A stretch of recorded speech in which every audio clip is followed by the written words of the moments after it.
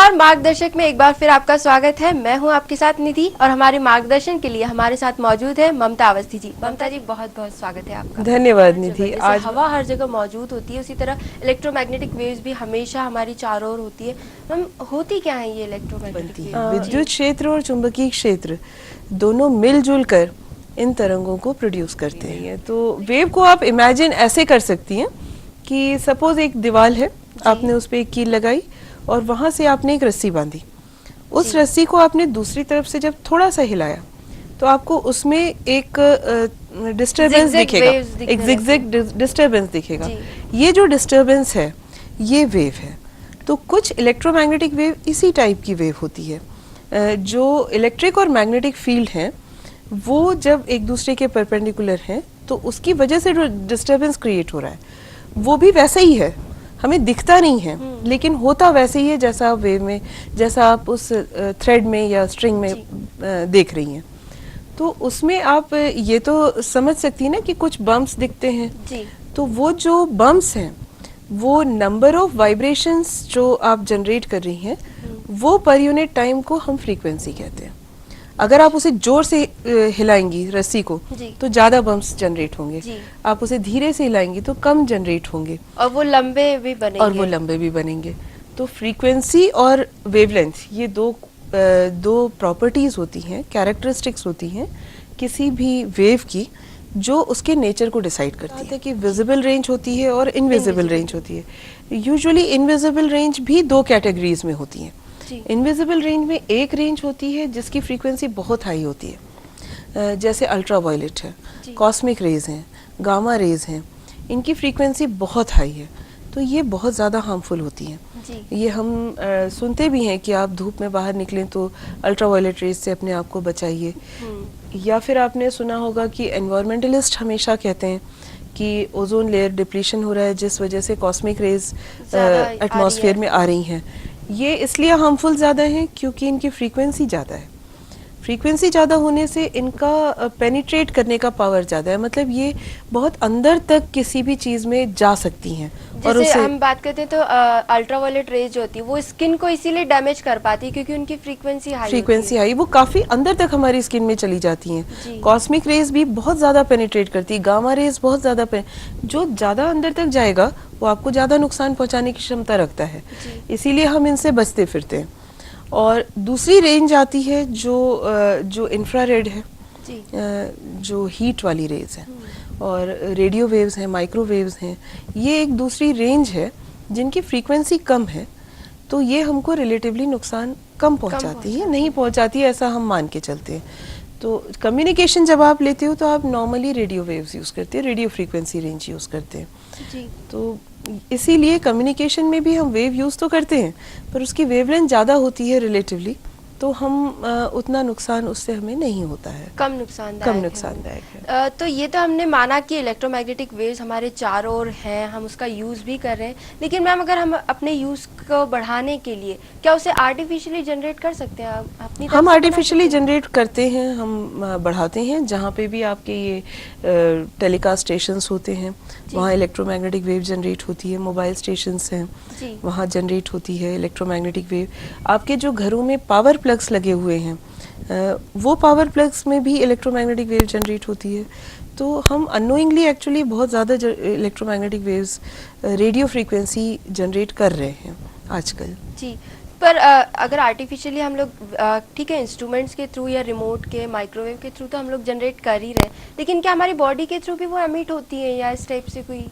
नहीं, हमारी बॉडी से एमिट नहीं होती पर हमारी बॉडी पे इफेक्ट कर सकती हैं। अच्छा। ये तो फैक्ट है, लेकिन हम जनरेट अपने इन्हीं अप्लायंसेस को यूज़ करके कर रहे हैं। तो मेरा आपसे आप में एक ये विजन देने का इरादा है कि जितने हम ज़्यादा गैजेट्स यूज़ कर रहे हैं उतना हम इलेक्ट्रोमैग्नेटिक वेव्स एमिट करते चले जा रहे हैं, हम उनको यूज़ करते चले जा रहे हैं। आप देखिए वैसे ही पूरे एटमॉस्फेयर सब जगह इलेक्ट्रोमैग्नेटिक वेव्स हैं जी। उसके बाद हम आर्टिफिशियली भी इलेक्ट्रोमैग्नेटिक वेव जनरेट कर रहे हैं अपने यूज़ के लिए, स्पेशली कम्युनिकेशन के लिए। तो मतलब हम इलेक्ट्रोमैग्नेटिक वेव की डेंसिटी बढ़ाते चले जा रहे हैं अपने सराउंडिंग में। ऑटोमेटिक है भी वो हमारे आसपास, लेकिन आर्टिफिशियली हम लोग और उसे जनरेट करके बढ़ाते भी बढ़ा भी रहे हैं। पर जैसे अगर हम बात करें तो ये यूजफुल तो है ही हमारे लिए, जी हाँ। लेकिन कहीं ना कहीं हमें नुकसान भी पहुंचा रही है, तो इस बारे में आप क्या कहेंगे? हाँ, ये हमारी हेल्प तो कर ही रही हैं, आप खुद ही इसको महसूस कर रही हैं। बिल्कुल। लेकिन क्योंकि हमारा शरीर जो है ये गुड कंडक्टर है, मतलब ये आवेश को हम हमारे में से इलेक्ट्रिसिटी पास हो सकती है, तभी आपको शॉक लगता है, करंट लगता है, और या फिर लाइटनिंग होती है तो आपसे कहा जाता है आप बचिए उससे, क्योंकि हम गुड कंडक्टर्स हैं। हमारी बॉडी में आयरन है हीमोग्लोबिन के साथ, हमारी बॉडी में कई सारे मिनरल्स हैं, सॉल्ट्स हैं जो आयोनाइज हो सकते हैं। तो इस तरीके से हम समझ सकते हैं कि हमारी बॉडी में ऑलरेडी ऐसे तत्व हैं जो इलेक्ट्रिक और मैग्नेटिक फील्ड से अफेक्टेड हो जाते हैं। तभी आप देखिए कई सारी बीमारियों के इलाज में भी आजकल मैग्नेटिक फील्ड्स यूज़ की जाती हैं, मैग्नेटोथेरेपीज आती हैं, इज़न्ट इट? ऐसे ही एक्सरे जो है, आप एक्सरे के लिए जाते हो तो आप कभी भी देखिएगा डॉक्टर्स अपने आप को पूरा कवर रखते हैं, क्योंकि उन्हें तो कई बार एक्सरे लेना होता है, वो बार बार उसके कांटेक्ट में आते हैं, तो वो अपने शरीर को बचाते हैं। क्योंकि तो ये तो ठीक है, हमारी बॉडी से जो रिलेशन है इलेक्ट्रोमैग्नेटिक वेव्स का वो हमने जाना, लेकिन अगर हम बात कर रहे हैं गैजेट्स की, इलेक्ट्रॉनिक डिवाइसेस की, तो कहीं ना कहीं इंटरनेट भी एक हार्मफुल चीज हो गई। इंटरनेट का यूज़ जो है वो इंटरनेट तो अब हमारे लिए एक ज़रूरत बन चुका है। आप देखिए, क्योंकि आजकल लोग किसी भी सर्वे के लिए किसी भी जगह जाकर और उसका सर्वे करना कहीं ज़्यादा मेहनत का काम है, और उसमें टाइम लगता है, उसमें पैसा लगता है। तो उनका ये आर्ग्यूमेंट रहता है कि हम किसी भी सर्वे को अगर कंप्लीट करना चाहें तो बिना इंटरनेट के यूज़ के हम उसको नहीं कर पाते हैं। इंटरनेट से काफ़ी इजीली अवेलेबल होता है, आपको कहीं निकलने की ज़रूरत नहीं है, किसी से इंटरैक्ट करने की ज़रूरत नहीं है। लेकिन ये आपको शायद नहीं मालूम है कि इंटरनेट बहुत ज़्यादा नुकसान पहुंचा रहा है हमारे एनवायरनमेंट को, हमारे पर्यावरण को, by increasing green house effect. कुछ दिन पहले हमने एक एपिसोड में आपको बताया था कि पर्यावरण में ग्रीन हाउस गैसेस बढ़ती चली जा रही हैं, जिस वजह से बहुत ज़्यादा इम्बैलेंस हो गया है हमारे एटमॉस्फेयर में। तो उसी को मैं आगे बढ़ाते हुए कहूँगी कि पढ़े लिखे होने के नाते ये हमारी जिम्मेदारी बनती है कि हम पर्यावरण की रक्षा करें। आपको बता दूं कि इंटरनेट के यूज़ से, मैं अगर पूरे इंटरनेट को ना लूं, मैं सिर्फ गूगल की अगर बात करूं, तो सिर्फ गूगल के यूज़ पे आपने जब एक बार सर्च पे क्लिक किया है तो उस एक क्लिक के साथ ही आपने कार्बन डाइऑक्साइड ऑलरेडी इजेक्ट करवा दी है एटमॉस्फेयर में। सिर्फ सर्च के एक बटन पे क्लिक करने से इतना कार्बन डाइऑक्साइड इजेक्ट होता है। जी हाँ, और क्योंकि आपने जो एक सर्च किया उसके साथ जाने कितने इंजन चल पड़े उस इंफॉर्मेशन को लाने के लिए, तो तमाम सारी इलेक्ट्रिसिटी यूज हुई और तमाम सारी हीट जनरेट हुई, जिस वजह से कार्बन डाइऑक्साइड एटमॉस्फेयर में बढ़ता है।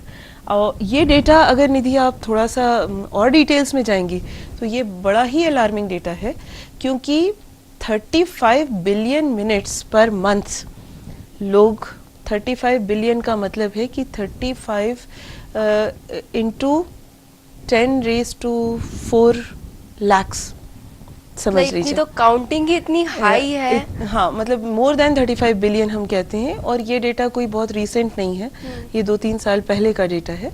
तो इतने लाख लोग पर मंथ ऑनलाइन बैठते ही हैं थ्रू आउट द वर्ल्ड। आजकल तो रूटीन की बात हो गई, गूगल सर्च इज लाइक। हाँ, तो आप समझ लीजिए अगर हम प्रति सर्च पे अगर 1 से 10 ग्राम कार्बन डाइऑक्साइड डाल रहे हैं तो भी on an average 30,000 ton carbon dioxide हम इजेक्ट करते जा रहे हैं पर डे। आप इमेजिन करिए कि हम कितने ज़्यादा ग्रीन हाउस गैसेस कंट्रीब्यूट कर रहे हैं एटमॉस्फेयर के लिए। ये तो मैं सिर्फ गूगल की बात कर रही हूँ। जी, सिर्फ गूगल से अगर इतना नुकसान है तो ओवरऑल दूसरे सर्च इंजन्स तो अभी हमने डिस्कस किए जाने कितने सर्च इंजन्स, काफी सारी एप्लीकेशंस होती है, कई सारे गेम्स लोग खेलते हैं, तो वो तो अभी हमने बात की, उसकी तो हम बात ही नहीं कर रहे हैं। हम तो नॉर्मली गूगल की बात कर रहे हैं, गूगल के सर्च की बात कर रहे हैं, सिर्फ सर्च की बात कर रहे हैं हम अभी। और जो आप जब टीवी इंटरनेट यूज़ करते हैं तो आप किसी भी पर्पज़ से आजकल इंटरनेट यूज़ करिए, उसमें स्पैम्स आते जाते हैं बीच बीच में, मतलब वो जो एडवर्टाइजमेंट्स लोग डालते रहते हैं, कई सारे advertisement, discounts and all, discounts के जो आते रहते हैं, तो उससे कितना नुकसान है ये भी आप अगर डिटेल्स देखेंगी तो आपको डर लगने लगेगा, क्योंकि कहीं ये 13 to 10 raised to 6 स्पैम्स जो हैं, मतलब 30 ट्रिलियंस, हाँ 3 ट्रिलियन समझ लीजिए, इतने स्पैम्स पर ईयर आते हैं मिनिमम। ये भी पहले का डेटा मैं आपको दे रही हूँ। और इतने स्पैम्स में भी जो इलेक्ट्रिसिटी यूज़ हो रही है वो इलेक्ट्रिसिटी 20 लाख घरों को रोशन करने के लिए काम में आ सकती है। यानी बहुत बड़ा आंकड़ा है। अगर हम इसे समझने की कोशिश करें, 20 लाख घरों की बिजली, अगर हम उन स्पैम्स को रोक सकें तो काफी तो बड़ी हम है 20 लाख घरों को रोशन कर सकते हैं। आप सोचिए हम कितना वेस्ट कर रहे हैं उन स्पैम्स में। फिर इसकी वजह से जो कार्बन डाइऑक्साइड इजेक्शन हो रहा है, अगर आप उसको कंपेयर करेंगे तो आप सोच के चलिए कि 31 लाख कार्स, 31 लाख कार्स अगर वर्ल्ड का राउंड ट्रिप लेती हैं तो जितनी कार्बन डाइऑक्साइड वो इजेक्ट कर रही हैं उतनी कार्बन डाइऑक्साइड ये स्पैम्स इजेक्ट कर रहे हैं पर मंथ। ये तो इतनी बड़ी बात हो गई कि सोचना भी एक मुश्किल हो जाएगा कि 31 लाख कार्स अगर एक वर्ल्ड टूर पे निकलती हैं तो जो कार्बन डाइऑक्साइड इजेक्ट कर रही है, मतलब एनवायरनमेंट के लिए तो बहुत ही खतरनाक, एनवायरनमेंट के लिए बहुत खतरनाक है। हम इस चीज को रियलाइज नहीं करते इंटरनेट यूज करते समय, और स्पैम को तो हम हमेशा कैंसिल ही करते चले जाते हैं। कम ही लोग हैं, वो तो इवन पूरा पढ़ने में भी नहीं आते। अगर वो बार बार हमारे प्रॉम्प्ट होते भी हैं स्क्रीन पर तो हम इसे सिर्फ कैंसिल करते हैं। तो मेरे हिसाब से तो इन पे बैन हो जाना चाहिए, क्योंकि आप अगर इसका डेटा अगर देखते हैं तो ये स्पैम्स कितना ज्यादा नुकसान कर रहे हैं, उसको देखते हुए तो मुझे लगता है कि गवर्नमेंट को इस पे बैन कर देना चाहिए वर्ल्ड में सब जगह। कोई यूज भी नहीं है, कोई इन्हें पढ़ता नहीं है, कोई इन्हें यूज नहीं करता है, तो उस चीज का कोई मतलब नहीं है। अननेसेसरी एडवर्टाइजमेंट आप अपनी करते चले जा रहे हैं और विदाउट रियलाइजिंग की। और बुरी बात ये लगती है कि इसमें बहुत सारे एडवर्टाइजमेंट्स एजुकेशन रिलेटेड होते हैं, एजुकेशनल इंस्टीट्यूशंस भी डालते हैं। जो आप अगर एजुकेशन से रिलेटेड हैं तो आपको तो इसके हैजर्ड्स पता होने ही चाहिए। यानी जो पढ़े लिखे समझदार लोग हैं वो खुद इस तरह के नुकसानदायक चीजें इंटरनेट पर अपलोड कर रहे हैं, जो हमारे एनवायरनमेंट के लिए तो बहुत ही बुरा है। बहुत बुरा है ये। और अगर कंपेयर करिए आप तो ये जो इंटरनेट से आपका नुकसान हो रहा है, इसको कई लोग हमसे कहते हैं कि इंटरनेट के का ही एग्जाम्पल क्यों लिया जाए। एविएशन इंडस्ट्री है, जैसे एरोप्लेन्स वगैरह, इन लोगों की वजह से भी तो फ्यूल जनरेट हो रहा है, फ्यूल जो निकलता है उससे, उस वजह से भी कार्बन डाइऑक्साइड बढ़ रही है। हाँ, कई लोग ये सोचते हैं कि अगर एरोप्लेन्स एनवायरनमेंट में जा रहे हैं तो वो हार्मफुल क्योंकि उसमें से निकलती हुई गैस आपको दिखती है, इसलिए आप उसको के प्रति अवेयर हैं। लेकिन आपको मैं बता दूं कि इंटरनेट यूज करने से जो कार्बन डाइऑक्साइड का लेवल बढ़ रहा है वो एक साल के अंदर कुछ, आप इस तरीके से इमेजिन करिए कि एक जेट का बोइंग 747 जो पैसेंजर विमान है, वो विमान अर्थ से मून तक जाता है और मून से वापस अर्थ तक आता है। तो ये मान लीजिए एक राउंड ट्रिप अर्थ से मून और वापस आने का अगर 5674 टाइम्स, मतलब 5674 बार जब एक विमान ऐसा करेगा तो जितनी कार्बन डाइऑक्साइड वो इजेक्ट कर रहा है उतनी कार्बन डाइऑक्साइड इंटरनेट के कारण पर ईयर इजेक्ट हो रही है। यानी अर्थ से मून तक अगर हम एक पैसेंजर जेट को भेजते हैं, जी हाँ, ऐसे वो 5674 राउंड लगाता है, तो इतनी जो कार्बन डाइऑक्साइड इजेक्ट हो रही है वो इंटरनेट एक साल में सिर्फ इंटरनेट से ही एक साल में इतनी कार्बन डाइऑक्साइड इजेक्ट हो रही है। सही में माइंड ब्लोइंग फैक्ट्स है, मैंने तो पहली बार सुने, तो मुझे लिटरली डर लग रहा है कि इंटरनेट यूज करना कितना खतरनाक हो सकता है। बहुत खतरनाक होते जा रहा है और लोग इसको रियलाइज नहीं करते हैं। मुझे एक दो क्वेरीज में ये भी कहा गया था कि आप इंटरनेट के पीछे क्यों पड़ी हैं, वॉल्केनो भी तो है। वॉल्केनो इरप्शन होता है तो उसमें भी तो तमाम सारी कार्बन डाइऑक्साइड गैस निकलती है, हम उसको क्यों नहीं कंट्रोल करते। तो आपको मैं बता दूं, वॉल्केनिक इरप्शन तो एक नेचुरल प्रोसेस है। हाँ। ये तो नेचर की नाराजगी है, आप कह लीजिए एक तरीके से। हम नेचर में इम्बैलेंस क्रिएट कर रहे हैं, लेकिन उसको भी अगर उसके इजेक्शन को आप अगर कंपेयर करें इंटरनेट के इजेक्शन से, तो भी निधि आप सोच लीजिए कि 5.5 साल तक कम से कम अगर कोई वॉल्केनो लगातार इरप्शन कर रहा है तो वो जितनी कार्बन डाइऑक्साइड 5.5 साल में इजेक्ट करेगा उतनी इंटरनेट एक साल के अंदर कर देता है। यानी जो रूटीन में हम लोग देखते हैं ज्वालामुखी का फूटना, उसमें से जो जहरीली गैसेस निकलती हैं, कार्बन डाइऑक्साइड की केवल अगर हम बात करें तो 5.5 साल तक कंटिन्यूस अगर कोई ज्वालामुखी में से इस तरह की गैसेस इजेक्ट हो रही हैं तो वो ओवरऑल सिर्फ एक इंटरनेट 1 साल में इतनी, हाँ, में 1 साल में उससे कहीं ज्यादा कार्बन डाइऑक्साइड इमिट होती है। तो आई मीन आप इमेजिन करिए वोल्केनो और इंटरनेट हम कितना क्लोजली अगर रिलेट करें तो हम कितनी डेंजरस सिचुएशन में। डिफरेंस ये है कि वो चीज हमें दिखती है और इंटरनेट का यूज करते टाइम हमें ये चीज दिखती नहीं, हमें महसूस नहीं करते कि हम खुद ही इतना नुकसान पहुंचा रहे हैं एटमॉस्फेयर को। और अगर मैं और भी नीचे के लेवल पे आपको समझाना चाहूँ तो आप समझ लीजिए कि 65 कोल माइंस में, कम से कम 65 कोल माइंस में अगर एक साथ आग लग जाए तो जितनी कार्बन डाइऑक्साइड जनरेट होगी, मतलब कोल माइंस में तो प्योरली कार्बन डाइऑक्साइड ही प्रेजेंट होता है अगर हम देखें कोल में तो अगर एक साथ मान लीजिए 65-70 कोल स्टेशंस में एक साथ अगर आग लग जाती है तो उन पावर स्टेशन से जो carbon dioxide per month reject हो रही है पर मंथ उतनी इंटरनेट पर ईयर इजेक्ट कर रहा है। यानी जो चीज नहीं दिख रही है वो ज्यादा खतरनाक है, बहुत ज्यादा खतरनाक है, बस वो दिख नहीं रही है इसलिए हम उसको मान नहीं रहे हैं। और वैसे भी अगर आप कंट्री वाइज भी कंपेयर करें तो बहुत सारी कंट्रीज है जैसे हांगकांग, सिंगापुर, बैंकॉक, श्रीलंका और फिलीपींस, कोरिया, मंगोलिया एक्सेट्रा। ये कुछ कंट्रीज में जो ओवरऑल कार्बन फुटप्रिंट ये दे रही हैं एटमॉस्फेयर को, कार्बन फुटप्रिंट मतलब जितना ये कार्बन डाइऑक्साइड इजेक्ट कर रही हैं इनका जो कंट्रीब्यूशन है वो कंट्रीब्यूशन अकेला इंटरनेट जो है वो महीने भर में पूरा कर देता है।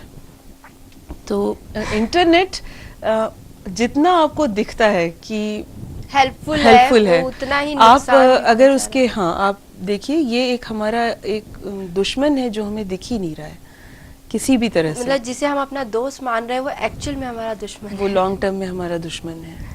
तो ये हमने देखा कि बहुत सारे फैक्ट्स जो मैम ने हमें बताए हैं, काफ़ी बड़े आंकड़े हैं, बहुत ही आसान सी भाषा में मैम ने हमें समझाया है। तो हम समझ सकते हैं इस चीज़ से कि जो चीज़ हम अपना फ्रेंड मान रहे हैं उसे कि हाँ बहुत हेल्पफुल है, काफ़ी हेल्प करता है पढ़ाई में या किसी भी चीज़ में, लेकिन वो हमें बहुत नुकसान पहुँचा रहा है। तो मैम ये बात तो हमें क्लियरली समझ में आ गई कि वो नुकसान है। ये बहुत ज़रूरी है क्योंकि नॉर्मली आजकल स्टूडेंट्स को तो मैं ज़्यादा देख रही हूँ कि अगर एक प्रोजेक्ट मिला है, क्योंकि जो नए पैटर्न ऑफ स्टडीज़ हैं आप देखिए उसमें प्रोजेक्ट्स ओरिएंटेड हो गए हैं सारे। प्रोजेक्ट मिला है, कोई करने के लिए एफर्ट करने की ज़रूरत ही नहीं है, तुरंत वो नेट पे बैठते हैं और 10 मिनट के अंदर जो है वो प्रोजेक्ट बन के रेडी हो जाता है, गूगल पे सर्च करने की देर है। जी हाँ, लेकिन वो क्योंकि एजुकेशन, मैं यंगस्टर्स से ये खास दरखास्त करना चाहूँगी कि आप इंटरनेट यूज़ करने के पहले थोड़ा सा दूर तक सोच के देखिए कि उससे आप एनवायरनमेंट को कितना नुकसान पहुँचा रहे हैं, और आप कोशिश करिए कि आप अपने दूसरे एफर्ट से आप अपनी क्रिएटिविटी यूज़ करिए। बुक्स से रेफर करिए, लाइब्रेरी में जाइए, जाके ऑन द स्पॉट सर्वे करिए, आपको मज़ा भी आएगा, आपका टाइम भी कटेगा, आपकी बॉडी का एक्सरसाइज होता है थोड़ा चलने फिरने से। नेट पे बैठे रहने से बॉडी में भी एक लेथार्जी आ जाती है, तो आप बेटर होगा कि आप जाके सर्वे करिए देन हर सर्वे के लिए इंटरनेट का यूज मत करिए। इवन कोई जैसे टाइम पास के लिए जैसे फेसबुक या व्हाट्सएप या इसके लिए यूज करते तो वो भी जहाँ तक हो सके अवॉइड कर सकते हैं। आप आपस में मिलिए, आप ज्यादा खुश होंगे। फेसबुक पे मिलने से हर कोई अच्छा ही लगता है, आप जब सामने आमने मिलेंगे तो आपको रियलिटी पता चलेगी। तो जितना इसका कम्युनिकेशन में जितना पॉजिटिव भी है अप्रोच उतना ही, लेकिन चेंजिंग टाइम के साथ क्योंकि आबादी बढ़ती जा रही है, क्योंकि इन चीज़ों का यूज़ बढ़ता जा रहा है, तो देखिए नेचर की अपनी एक लिमिटेशंस हैं, वो हमें अभी तक सपोर्ट कर रहा है। अभी भी हम सुबह उठते हैं तो हमें ठंडी हवा मिलती है, ये हमारे लिए एक भगवान का वरदान है समझ लीजिए। लेकिन अगर हम इसी गति से इसको हार्म करते गए, इसी गति से हम केवल अपने लिए यूज़ करते गए, तो वो दिन दूर नहीं है जब हम इस फ्रेश हवा और ऑक्सीजन के लिए भी तरस जाएंगे। यानी नुकसान तो बहुत सारे हैं। सिर्फ एक इंटरनेट जिसे हम डेली रूटीन में आजकल यूज़ कर रहे हैं वो हमारे लिए बहुत नुकसानदायक है। तो मैम एक चीज़ जो हम, precaution is always better than cure. अगर आप सावधानी ही सुरक्षा है, तो आप कुछ ऐसे तरीके बताइए जिससे हम इसको रिड्यूस कर सकें, इस नुकसान को कम कर सकें। वो बहुत ज़रूरी है क्योंकि अगर जो हमने ये अभी डेटा अभी प्रोड्यूस किए हैं, उस डेटा के हिसाब से निधि पर पर्सन पर second 20 milligram carbon dioxide eject कर रहा है एटमॉस्फेयर में। तो अब तो बहुत जरूरी है इसके नुकसान को कम हर करना। व्यक्ति अगर हर सेकंड में 20 मिलीग्राम कार्बन डाइऑक्साइड देगा तो कहाँ जाएगा हमारा पर्यावरण। इसीलिए ज़रूरी है कि आप इंटरनेट को यूज़ करने के पहले कुछ सावधानियां इंटरनेट कंपनियों की तरफ से भी हमें अलर्ट की जानी चाहिए। उन्हें जो है अपने डेटा सेंटर्स की एफिशिएंसी आप बढ़ाइए, पहली चीज़ है। दूसरी चीज़ है कि आप प्रोसेसर्स को की एफिशिएंसी प्रोसेसर्स को इंक्रीज़ करिए। जितना ज़्यादा प्रोसेसर्स इंक्रीज़ करेंगे उतनी एनर्जी की डिमांड आपकी कम होती चली जाएगी। और जब आप जिस जगह पे आपके ये जो रिसीविंग स्टेशंस हैं या फिर जहाँ पे आपके प्रोसेसर्स लगे हुए हैं, इंस्टॉल हुए हैं, वहाँ पे आप कोशिश करिए कि टेम्परेचर को कम रख सकें, नेचुरली कम रखने की कोशिश करें, बनाए रखी जाए उस जगह पर। वहाँ वो क्योंकि उस जगह पे काफ़ी गर्म हो जाता है, तो आप ऐसी जगह पे पावर प्रोसेसर्स को इंस्टॉल करिए जहाँ पे हाइड्रो इलेक्ट्रिक फैसिलिटीज़ अवेलेबल हों और नेचुरल वे में वहाँ का टेम्परेचर थोड़ा कम होता चला जाए।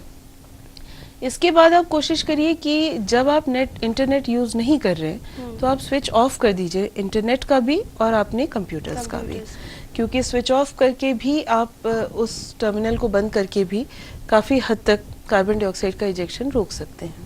एक लिमिट तक मतलब उसे रोका जा सकता है। अब मैम ये तो सिर्फ कंप्यूटर्स की बात हुई, हालांकि रूटीन में हम लोग इंटरनेट कंप्यूटर्स के थ्रू ही यूज़ करते हैं, लेकिन अगर आज के एरा में हम देखें तो मोबाइल फ़ोन्स में भी, स्मार्टफोन्स में भी इंटरनेट का यूज़ हो गया, तो क्या वो भी हार्मफुल है उतने ही? जी हाँ, मैं यहाँ आपसे कहूँगी कि स्मार्टफोन्स का यूज़ कंप्यूटर से कहीं ज़्यादा हार्मफुल है।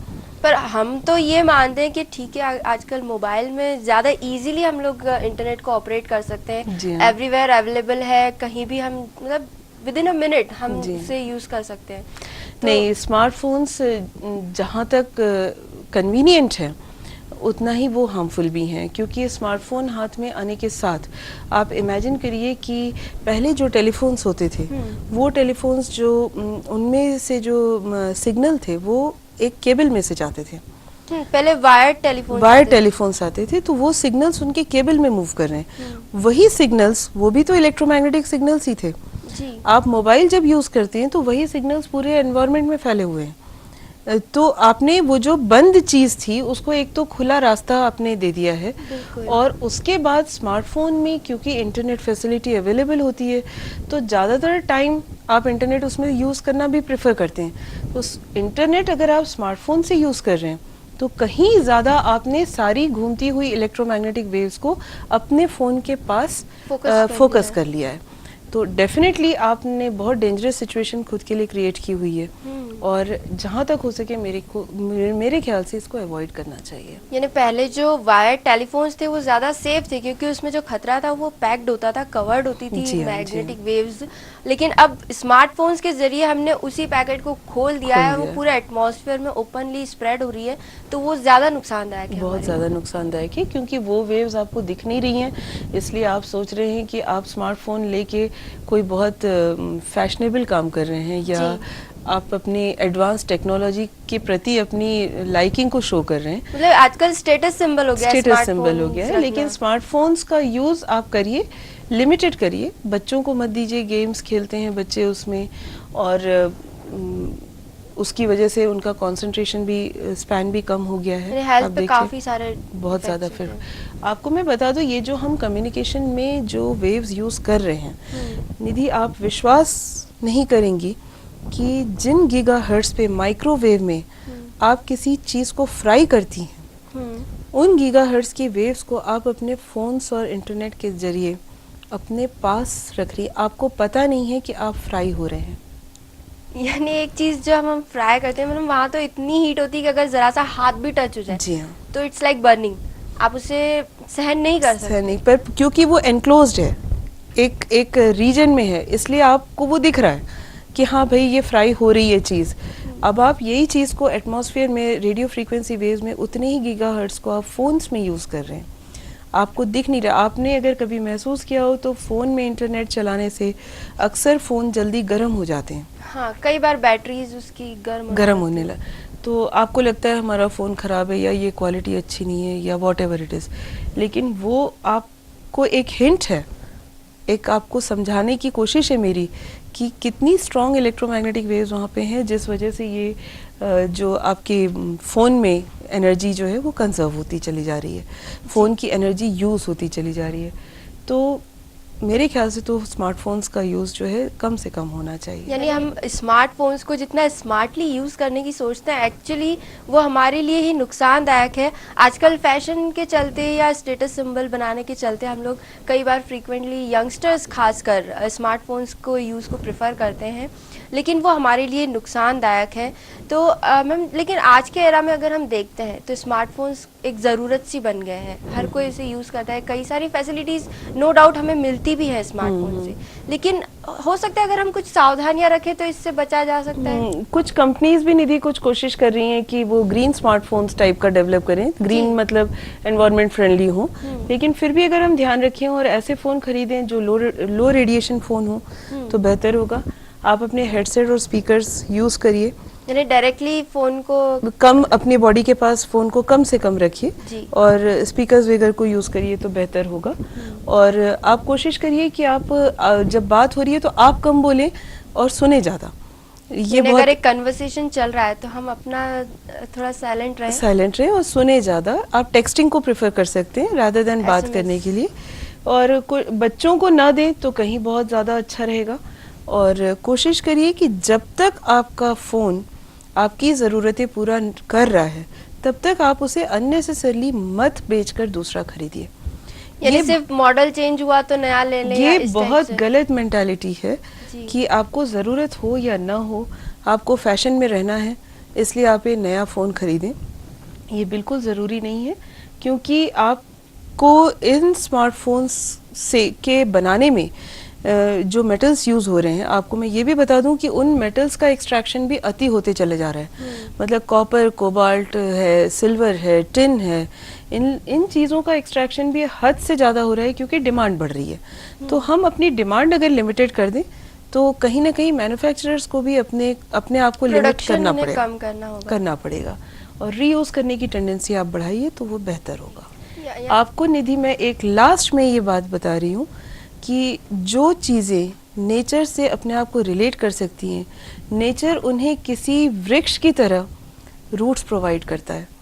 आप जितना ज़्यादा नेचर के पास रहेंगे आप उतने स्ट्रांग रहेंगे और उतना ज़्यादा लाइवली अपने आप को फील करेंगे, काफ़ी हेल्दी रह सकते हैं अगर हम नेचर के कांटेक्ट में रहें। जी।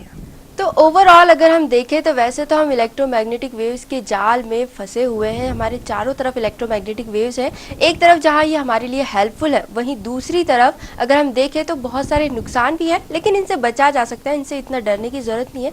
थोड़ा सा स्मार्टली अपने गैजेट्स को हैंडल कीजिए, इंटरनेट का कम से कम यूज़ कीजिए, स्मार्टफोन्स को स्मार्टली यूज़ कीजिए, कम से कम अगर आप उसका यूज़ करेंगे तो ये आपके लिए हेल्पफुल है। और भी बहुत सारी बातें जो मैम ने हमें बताई है हमारे मार्गदर्शन के लिए, तो बहुत सारी बातें हमने आज जानी कि किस तरह से हम इलेक्ट्रोमैग्नेटिक वेव से खुद को बचा भी सकते हैं।